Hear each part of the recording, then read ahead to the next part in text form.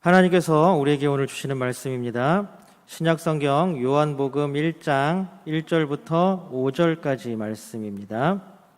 신약성경 142페이지에 나와 있습니다. 요한복음 1장 1절부터 5절까지 말씀,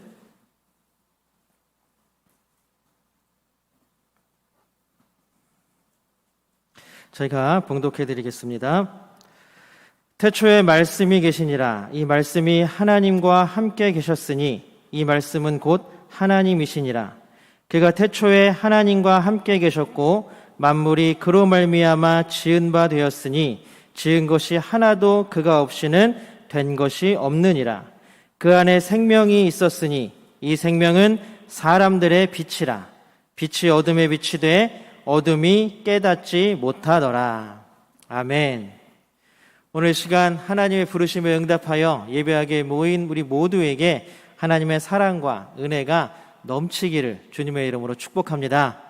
지금 비록 우리가 온라인으로 이렇게 모여 있지만 그래도 더 또 감사한 것은 온라인으로 모임으로 인해서 또 가족들이 모인 곳이 있을 수 있겠고요.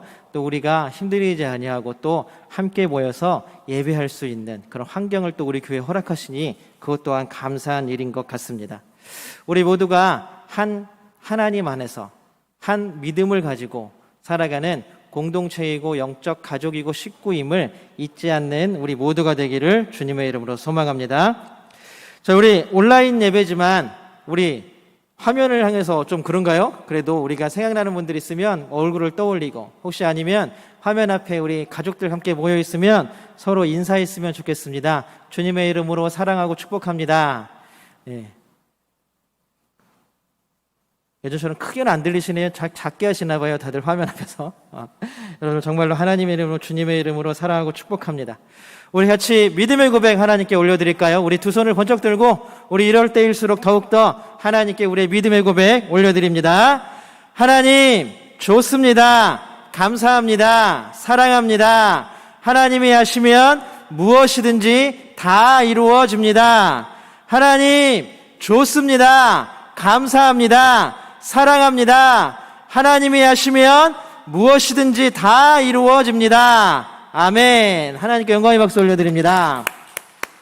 네. 이 어려운 시기도 하나님께서 금방 또 하나님의 은혜와 능력으로 지나가게 하실 줄로 믿습니다.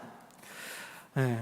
그래도 우리가 온라인 예배지만 우리 또 신부장로님들 우리 예배 자리를 지켜주시기 위해서 장로님들 함께 예배 드려주셔서 감사하고, 또 우리 방송실에 홍정민 한동석 집사님 섬겨주시니 감사하고, 또 우리 예배 반주자로 우리 문성현 집사님 섬겨주시니 너무나 감사합니다.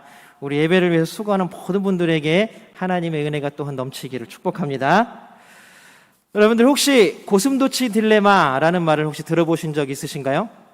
이 말은 원래 이 이야기는 우화인데 독일의 철학자인 쇼펜하우어가 여록과 여유라는 책에서 하나의 우화로 인용한 이야기입니다. 어떤 이야기냐 하면 온 세상이 추위에 꽁꽁 얼어붙었습니다. 그래서 너무 추우니까 숲속에 사는 고슴도치들도 서로 막 모인 거예요. 모이기만 하면 의미가 없잖아요. 서로의 체온으로 서로를 따뜻하게 해주기 위해서 중앙으로 점점 모입니다. 근데 얘네들이 토끼도 아니고 고양이도 아니고 고슴도치들끼리 서로 모이면 어떻게 되겠어요? 그 서로의 가시에 서로가 찔리게 되겠죠. 그러니까 서로 추워서 모이다가 찔리면 다시 흩어지고, 서로의 가시에 또 찔리다가 아프면 또 흩어지고, 이러기를 수십 번 반복하면 그 고슴도치 무리 안에 뭐가 생기냐 하면 적절한 거리라는 게 생긴다고 합니다. 뭐냐면 그나마 서로의 체온으로 추위를 조금 이길 수 있고, 그러나 서로의 가시에 상처받지 않는 적절한 거리, 적당한 거리라는 것을 고슴도치들이 서로 찾게 된다고 합니다. 인간은 혼자 살아갈 수 없는 존재다. 많이 들어보셨을 것입니다. 인간은 외로움을 견디지 못하는 존재입니다. 그런데 사실 다른 사람과 함께 살아가는 것도 쉽지는 않습니다. 인간의 관계가 얼마나 지치고 힘들게 하는지 우리가 가끔 그런 생각하죠. 아, 진짜 세상에 나 혼자 살아봤으면 좋겠다. 나 혼자만의 시간을 좀 가졌으면 좋겠다. 다른 사람 아무도 없이 그냥 나 혼자 나의 삶을 영위하면 좋겠다라는 생각을 많이 하기도 합니다. 사람에게서 받는 상처가 큰 거죠. 가까운 사이일수록 주고받는 상처가 더 크고 묵직하다고 합니다. 사람에게 받은 상처들 중에 아마 가장 가까운 사람에게 받은 상처가 가장 큰 상처가 될 것입니다. 그렇다면 혼자서도 살기 힘들고 사람들과 어울려 살기도 힘든 세상입니다. 그 어떻게 살아야 우리 관계는 고민 없이 상처를 또한 주고받음 없이 행복하게 살아갈 수 있을까요? 상처를 받더라도 그러나 결국 사람은 모든 사람들과의 관계 속에서 살아갈 수밖에 없습니다. 이 관계를 벗어날 수가 없는 거죠. 혼자서는 도저히 살아갈 수가 없고 힘듭니다. 모든 일들은 다 관계 가운데에서 맺어지게 됩니다. 우리가 먹는 음식, 우리가 나 혼자 살아가니까 난 식당에서 먹을 거야. 아니면 내가 혼자 라면을 끓여 먹을 거야. 하더라도 우리가 사는 라면, 우리가 끓이는 그 물, 불, 모든 것들이 다 다른 사람들의 손을 빌린 관계에 의한 관계성의 상품들입니다. 어느 날 갑자기 여러분들이 무인도에 딱 떨어졌다고 생각해 보십시오. 무인도에 혼자 남겨진 것입니다. 과연 어떤 기분일까요? 거기서 우리는 정말 다른 사람에게 상처 주는 것, 받는 것 없이 행복할까요? 오늘 혹시 여러분들 오후에 이 예배가 끝난 이후에 시간이 되시면 우리 가족끼리 캐스트어웨이라는 영화를 한번 같이 감상해 보시면 어떨까 합니다. 이 캐스트어웨이라는 영화는 뭐 옛날 좀 오래된 영화긴 한데 주인공이 페덱스, 그러니까 우리나라 말로 하면 그냥 쉽게 얘기하면 택배죠, 택배. 항공택배, 그 페덱스에 굉장히 높은 사람이어서 바빴습니다. 그런데 일 때문에 비행기를 타고 가다가 사고가 나서 무인도에 혼자 떨어진 거예요. 그 무인도에서 4년 동안 살다가 결국에는 탈출하게 된다라는 내용입니다. 그 무인도에서 혼자 살아가는 게 얼마나 힘들면 그 주인공은 무인도에서 떠밀려온 시체에다 옷을 입히고 모자를 씌우고 이름을 지어줍니다.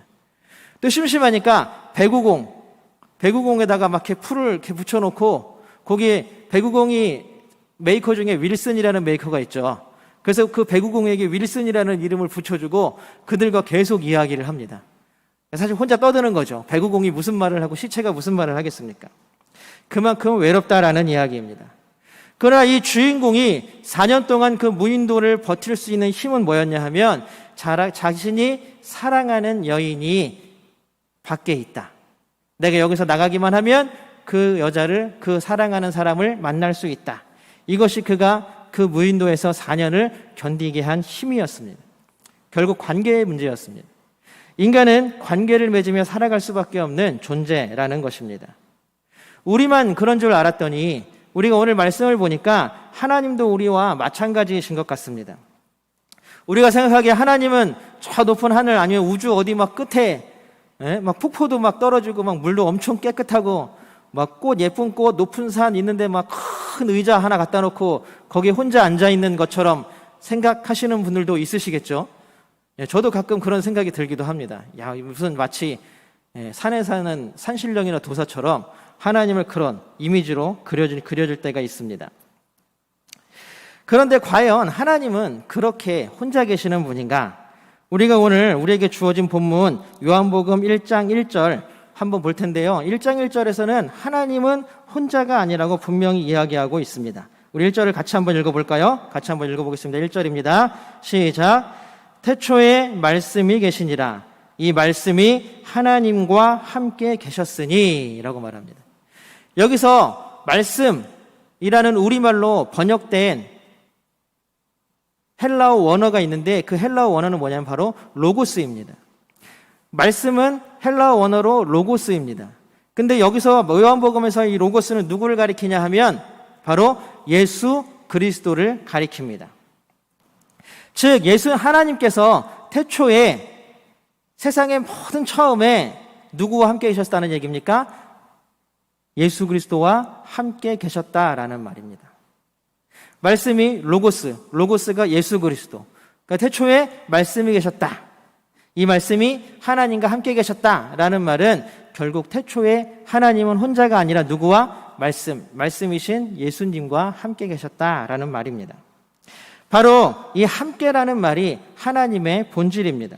하나님은 혼자 외로이 계시는 분이 아니라 늘 누군가와 함께 하시는 존재입니다. 우리가 읽은 오늘 1장 1절의 본문은 여러분들 혹시 생각나는 구절 또 없으십니까? 비슷한 거? 창세기 1장 1절이죠. 우리 한번 외워볼까요? 예, 힘드니까 우리가 시험 들면 안 되니까 같이 한번 읽어보겠습니다. 한번 띄워주시고요. 창세기 1장 1절입니다. 같이 읽어보겠습니다. 시작. 태초에 하나님이 천지를 창조하시니라. 하나님께서 천지를 창조하셨습니다. 그런데 요한복음은 거기에 덧붙여서 뭐라고 말씀하시냐 하면 태초에 하나님이 천지를 창조하실 때에 누가 같이 있었다고요? 말씀, 로고스, 예수 그리스도가 함께 계셨다라고 말하는 것입니다. 하나님은 세상을 말씀으로 창조하셨습니다. 그렇다면 세상의 모든 것들을 말씀으로 창조하신 이유는 무엇일까? 바로 관계입니다. 세상의 모든 피조물들은 다 하나님과 관계를 맺고 있습니다. 우리가 오늘 요한복음 1장 3절의 말씀을 같이 읽어보기를 원합니다. 요한복음 1장 3절입니다. 같이 읽어보겠습니다. 시작. 만물이 그로 말미암아 지은 바 되었으니 지은 것이 하나도 그가 없이는 된 것이 없느니라. 만든 하나님과 만들어진 세상이 어떤 관계입니까? 하나도 세상의 모든 것이 다 말씀, 하나님이 없이는 만들어진 게 없다라는 이야기입니다. 그의 손, 그의 말, 그의 능력, 그의 은혜를 거치지 않고 세상에 존재하는 것은 아무도 없다라고 말씀하시는 것입니다. 만든 하나님과 만들어진 세상의 관계는 바로 그런 것입니다. 단순히 1장 4절에서는 뭐라고 표현하냐 하면 단순히 만들어진 것뿐만이 아니라 하나님과 함께하는 모든 것에게 하나님께서 말씀으로 생명을 주셨다. 우리 4절을 한번 세번역으로 한번 읽어볼까요? 4절입니다. 한번 세번역으로 읽어보겠습니다. 시작. 창조된 것은 그에게서 생명을 얻었으니. 창조된 모든 것, 어떤 것도 하나님의 손을 거치지 않은 것이 하나도 없습니다. 그런데 더 놀라운 것은 그 모든 것들이 다 그 생명을 누구에게 받았어요? 하나님께, 말씀에게 받았다라는 것입니다. 결국 여기 앉아있는 우리도, 우리 예배드리는 우리 모든 성도들도 이 세상의 모든 것들이 가지고 있는 모든 생명을 누가 주신 것입니까? 하나님이 주신 것이라는 것입니다.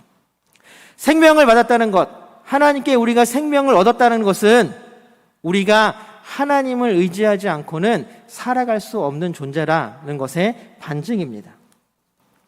결국 이거를 거꾸로 뒤집어서 얘기하면 하나님도 우리와 함께 하시기를 원하셨기 때문에 우리를 만드셨고 우리에게 생명을 주셨다라는 사실입니다.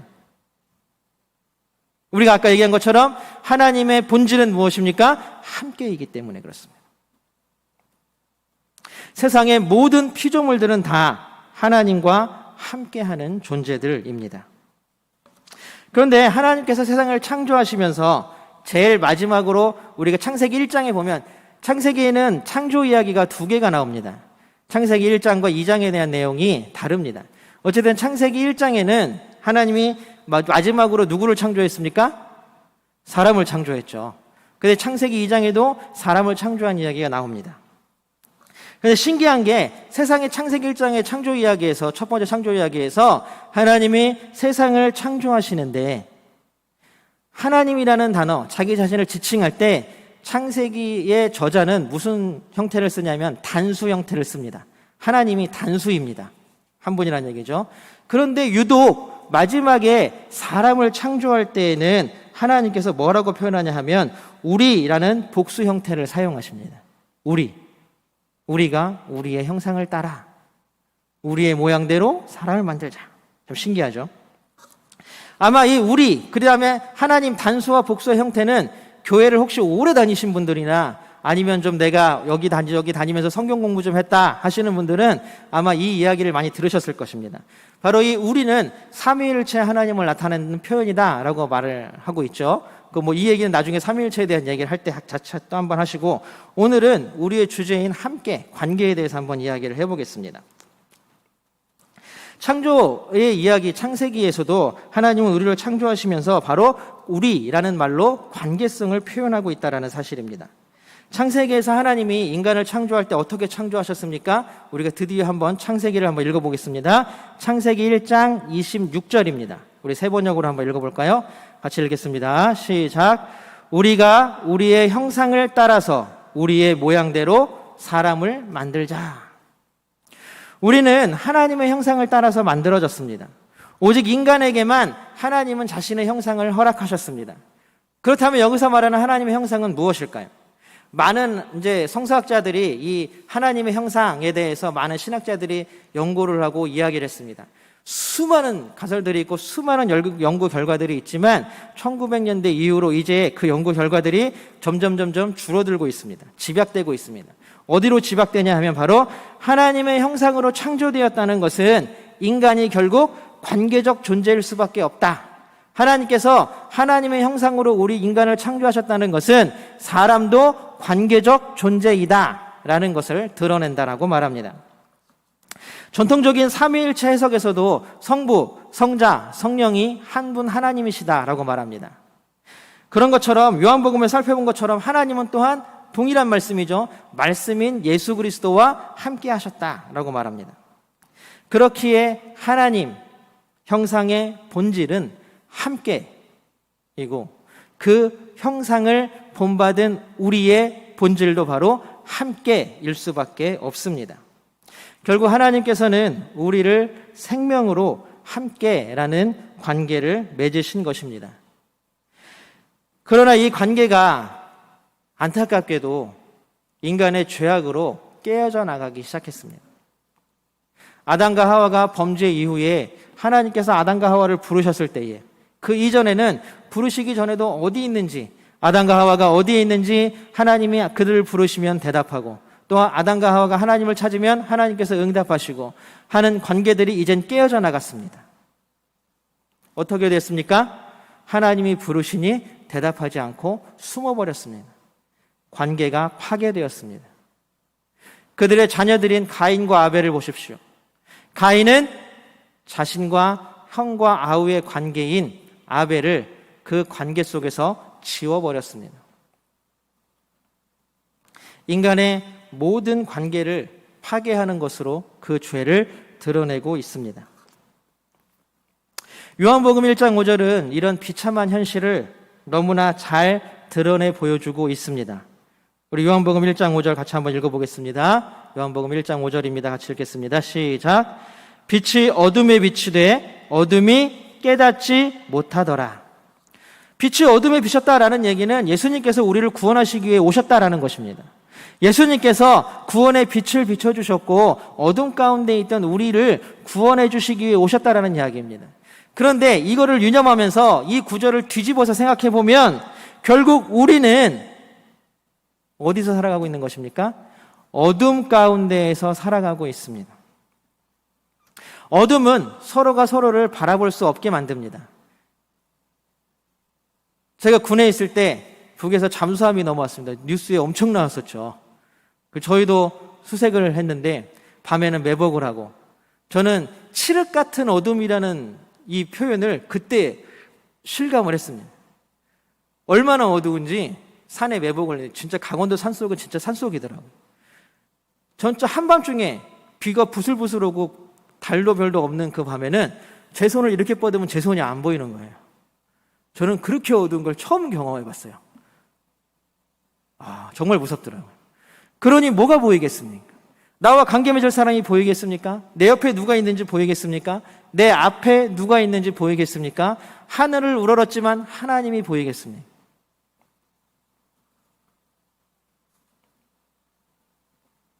하나님은 거룩하신 분이십니다. 하나님의 빛은 너무나 거룩하여서 어둠을 몰아냅니다. 그러나 우리는 빛 가운데 있지 못하고 어둠 가운데 있어서 마치 하나님도 볼 수 없는 존재들이었습니다.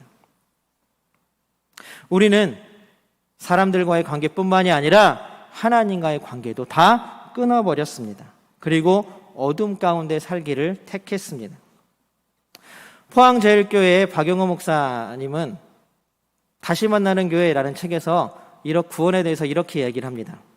하나님의 본질을 관계라고 본다면 구원은 바로 관계의 회복이다 라고 말합니다.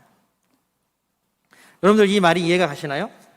하나님의 본질이 만약에 함께라는 관계라면 하나님께서 우리를 구원하시는 것은 뭐냐 하면 바로 하나님과 우리의 관계가 회복되는 것이다 라는 뜻입니다.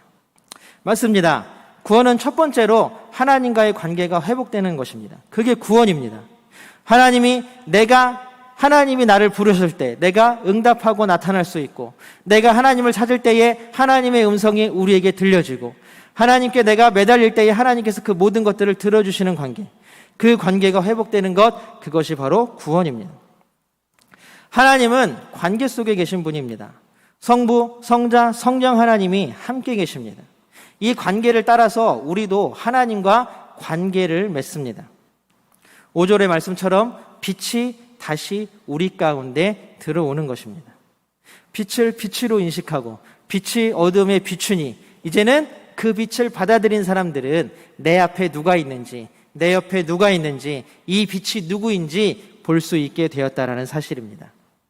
그러나 그 빛을 받아들이고 하나님과의 관계가 회복된 사람들이 모이기 시작합니다. 왜요? 하나님과의 관계가 회복되니까, 빛이 우리 가운데 오니까 이제 누가 앞에 있고 누가 옆에 있는지 보이잖아요. 그러면 이제 고슴도치들처럼 모이는 거죠.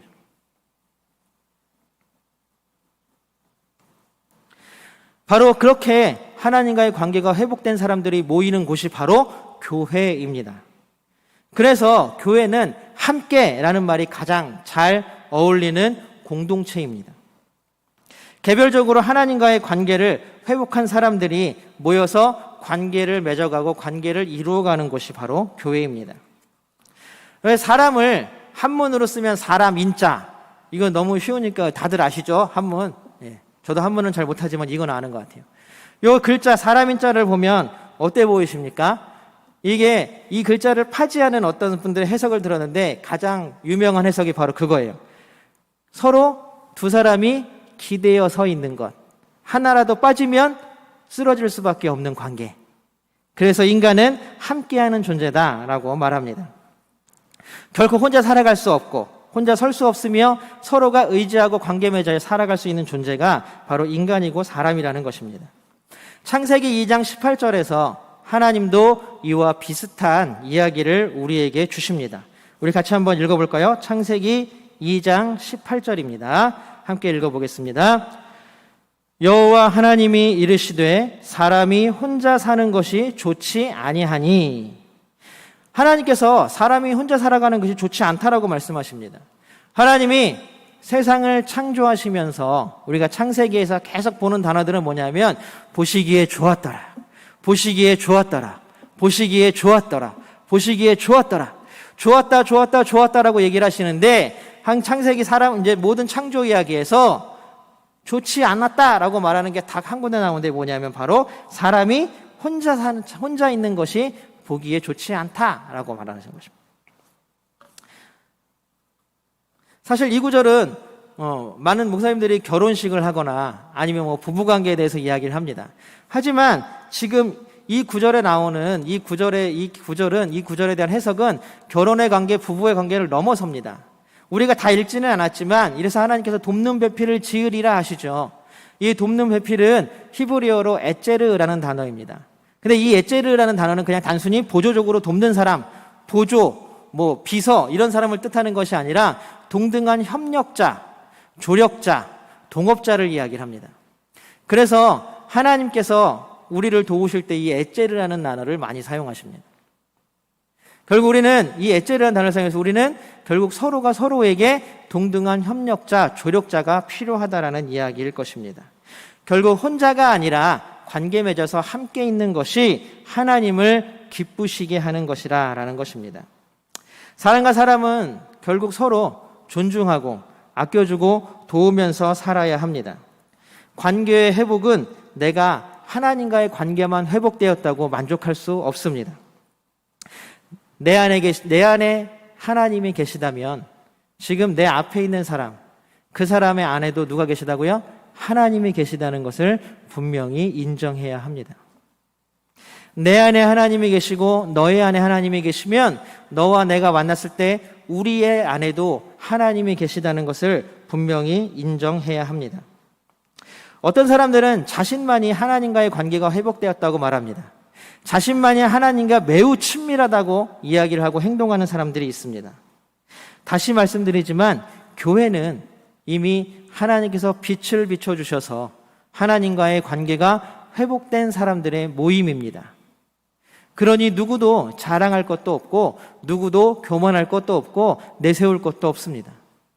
우리는 다 똑같은 사람들이고 하나님의 은혜를 갈구하는 사람들이기 때문입니다. 결국 교회는 다시 한번 말씀드리지만 하나님과의 관계가 회복된 사람들의 모임이 교회입니다. 계속해서 말씀드리지만 사람이 사람을 떠나서 홀로 있을 수 없다라는 것들이 오늘 하나님께서 우리에게, 예수님께서 우리에게 주시는 주제입니다. 교회도 홀로 있는 교회는 결코 있을 수 없습니다. 유대인 철학자인 마틴 부버는 나와 너라는 책에서 뭐라고 말하냐 하면 이렇게 표현합니다. 태초에 관계가 있었다. 이게 마틴 부버가 쓴 나와 너 책의 가장 큰 주제입니다. 태초에 뭐가 있었다고요? 관계가 있었다. 하나님과의 관계가 있었고 다른 모든 사람들과의 관계가 있었고 그리고 또 모든 창조된 피조물들과의 관계가 우리 가운데 있었습니다. 그렇다면 하나님과의 관계가 회복되었다면 이제 서로 간의 관계가 회복되어져야 하고 이제 더 나아가서는 하나님 만드신 온 창조 세계와의 관계가 회복되어야 하는 것입니다. 우리가 하나님과의 관계가 회복되어야 된다고, 더 잘 되어야 된다고 예배드리고 기도하고 헌금하고 봉사를 열심히 합니다. 그러나 부족합니다. 예수님께 찾아왔던 청년처럼 그 율법을 다 지켰습니다. 하나님, 예수님 또 뭐가 필요할까요? 뭐가 부족할까요? 한 가지가 부족하다. 너 가진 재산 다 팔아서 가난한 사람들에게 나누어 주고 나를 따라와라. 관계 맺는다는 것은 그런 것입니다. 우리도 하나님과 관계 잘 맺겠다고 많은 것들을 합니다. 그러나 부족합니다. 무엇이 부족합니까? 관계 맺기가 부족합니다. 내가 있으면 너가 있는 것이고 나와 너가 있으면 바로 우리가 만들어지는 것입니다. 하나님을 사랑한다면 하나님께 사랑받는 너를 인정할 줄 알아야 됩니다. 하나님께 사랑받는 나만 있는 것이 아니라 하나님께 사랑받는 너도 있다는 것을 우리는 분명히 알아야 합니다. 미국 하버드 대학교에서 1939년부터 2014년까지 몇 년이에요? 75년 동안 연구를 한 주제가 있습니다. 아마 단일 연구로는 최장 기간 연구예요. 75년 동안 연구를 한 거예요. 주제가 뭐였냐 하면 성인의 건강과 정서적 행복에 미치는 어떤 조건들이라는 주제였습니다. 그 연구의 대상들은 누구였냐 하면 하버드 대학교 학생들. 이제 이 사람들은 앞으로 졸업을 하면 그래도 미국을 이끌어가는 리더급이잖아요. 그렇죠? 하버드 대학교의 학생들과 그 다음에 그 지역, 보스턴 지역의 가난한 청소년들을 대상으로 75년간 연구를 했습니다. 그러니까 이들이 20대, 10대 후반 20대 때부터 많게는 90대, 나이가 90대 때까지 그 사람에 대해 추적 연구가 계속된 거죠. 엄청난 연구였습니다. 2014년 연구 결과를 발표한 하버드 성인발달연구소 소장인 로버트 윌딩어는 이렇게 이야기를 합니다. 지난 75년 동안의 연구를 통해서 얻은 한 가지 분명한 메시지는 좋은 관계가 우리를 보다 행복하고 건강하게 만든다라는 사실입니다. 이것이 전부입니다. 허탈할 수도 있지만 너무 어쩌면 당연한 얘기죠. 75년 동안 표적 연구들을 이 나라의 리더급으로 성장한 하버드 대학생들과 그 다음에 그 보스턴 지역의 가난한 청소년들을 75년 동안 추적하면서 연구한 거예요. 그랬더니 중요한 사실은 그들의 학력도, 부도, 물질의 많음도 이런 것들 어떤 지위의 높음도 아니라 뭐였냐 하면 좋은 관계가 사람을 보다 더 행복하게 만들어준다. 이것이 단 하나의 연구 결과였다라는 것입니다. 한마디로 행복하려면 좋은 관계를 맺어야 한다는 것입니다. 개인적인 삶들도 관계 맺는 것이 중요합니다. 그러니 교회라는 공동체는 오죽하겠습니까? 수많은 사람들이 수많은 시간을 함께 합니다. 어쩌면 평생을 함께 한 교회에서 신앙생활을 하는 경우들도 많이 있을 것입니다.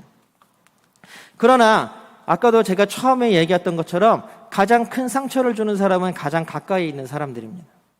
가장 큰 상처를 주는 사람은 가장 친밀했던 사람입니다. 그런 것처럼 교회 안에서도 깨어져 나가는 관계들이 참 많이 생깁니다. 겉으로는 또한 드러나지 않지만 속으로의 관계들 때문에 상처난 마음들이 참 많이 있습니다. 제가 예전에 국제제자훈련원이라고 사랑의 교회 제 제자훈련을 간 적이 있습니다. 일주일간 이제 그 합숙을 하면서 제자훈련을 하는 건데, 마지막 날 금요일 날은 그 교회의 이제 소그룹 목장이죠. 우리는 구역이죠. 그 구역에 가서 직접 이제 참관하는 거예요. 참관. 근데 오전에는 한 구역을 참관을 하고 오후에는 또 다른 구역으로 가서 그 구역을 이제 인도해 보는 거예요. 근데 이제 오전에 참관한 데는 별 그런 게 없었는데 그냥 스무스하게 은혜롭게 잘 지나갔는데, 오후에 간 구역에서는 갑자기 이 성토대회가 막 일어나는 거예요. 그때가 언제였냐 하면 한창 이제 사랑의 교회가 옥하늘 목사님과 오정현 목사님 그 문제 때문에 한창 시끄러울 때였습니다. 그러더니 뭐 이제 막 얘기하는 게 뭐 무슨 권사님이 그럴 줄 몰랐다는데 무슨 집사님이 몰랐 줄인데, 제가 너무 당황스러운 거예요. 막 저 있는데 저는 처음 보는 사람들이 막 자기들끼리 얘기하면서 울고 너무 당황했습니다.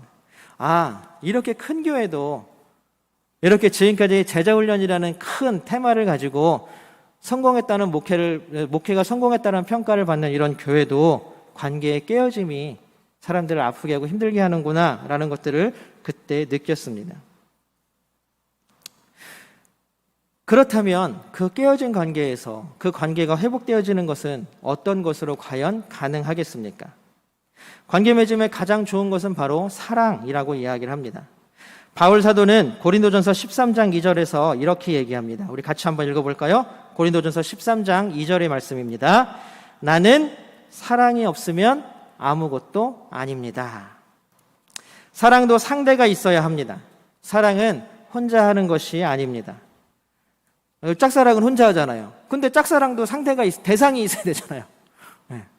짝사랑도 혼자 하는 건 아닙니다. 짝사랑도 대상이 있고 상대가 있어야 하는 것입니다. 하나님과 우리의 관계도 바로 사랑입니다. 우리 5절 말씀, 우리에게 주신 요한복음 1장 5절 말씀 한번 같이 다시 읽어볼까요? 같이 읽어보겠습니다. 시작. 빛이 어둠에 빛이 돼. 예수 그리스도께서 우리에게 사랑으로 관계 맺으시기 위해 빛으로 오셨습니다. 그 빛은 관계를 회복하기 위해 자신의 생명까지도 내어주셨습니다. 결국 죄악은 관계가 깨어지는 것이었고, 구원은 그 깨어진 관계가 회복되는 것이었습니다. 하나님과의 관계, 나와 너와의 관계, 우리와 너희와의 관계, 그 모든 관계가 회복되는 것, 그것이 바로 구원입니다. 사랑하는 선영교회 성도 여러분, 우리는 성부, 성자, 성령 하나님께 사랑의 빛을 받은 사람들입니다. 우리 교회는 그 빛을 받은 많은 사람들이 함께 모여 신앙생활을 하고 있습니다. 여러분들, 오늘 같이 말씀을 함께 나누면서 혹시 마음 가운데 힘들고 어려운 관계들이 떠오르십니까? 그 관계가 혹시 부부간의 관계입니까? 아니면 자녀들과의 관계입니까? 아니면 부모님과의 관계입니까? 아니면 다른 이웃들, 직장의 동료들과의 관계가 떠오르십니까? 이번 한 주간 정말로 어려운 일이고 어려운 미션이지만 지금 방금 떠오른 그 사람들과 용기 내어서 진지하게 한번 대화를 나눠보시면 어떨까 합니다. 하나님과의 관계가 회복되었다면 서로의 관계도 회복되어야 하지 않겠습니까? 예수님께서는 먼저 우리와의 관계를 회복하시기 위해서 이 땅에 인간의 몸을 입고 이 땅에 내려오셨습니다. 그리고 그 관계 회복을 위해서, 우리가 흔히 하는 말로 구원을 위해서, 관계 회복을 위해서 자신의 생명까지도 내어주셨습니다. 우리는 우리의 관계 회복을 위해서 어떻게 해야 할까요? 우리의 모든 삶들이 하나님과 관계를 회복하고 우리 서로 간의 관계를 회복하는 귀한 삶이 되기를 주님의 이름으로 축복합니다. 선현교회 성도 모두가 본질인 하나님과의 관계, 내 앞에 있는 너와의 관계, 또 우리와 묶여진 모든, 우리라고 통칭되어지는 모든 관계가 하나님의 사랑으로 회복되어지기를 주님의 이름으로 축복합니다. 함께 기도하겠습니다. 사랑의 하나님, 감사합니다. 우리와 함께 하시는 하나님의 놀라운 은혜가 우리 가운데 넘치기를 원합니다. 하나님께서 우리에게 빛을 비춰주셔서 이제 우리는 우리의 눈으로 하나님을 보고 우리 앞에 있는 너를 보고 우리를 봅니다.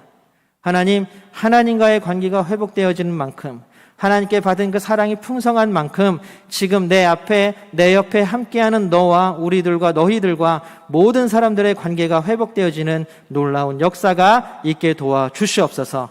우리에게 사랑을 풍성하게 하여 주시옵시고 우리에게 관계의 하나님 복을 더욱더 풍성하게 하여 주셔서 온전히 그 모든 관계가 회복되므로 하나님께서 주시는 진정한 구원을 누리며 살아가는 우리 모두가 될 수 있도록 하나님 축복하여 주시옵소서. 이번 한 주 모든 사람들과 함께 즐거운 하나님이 주신 시간들과 삶을 누리는 귀한 시간들이 우리 가운데 있게 되기를 원하오며 도우시고 함께 하시며 지키시는 임마누엘 예수 그리스도의 이름으로 간절히 기도드리옵나이다. 아멘.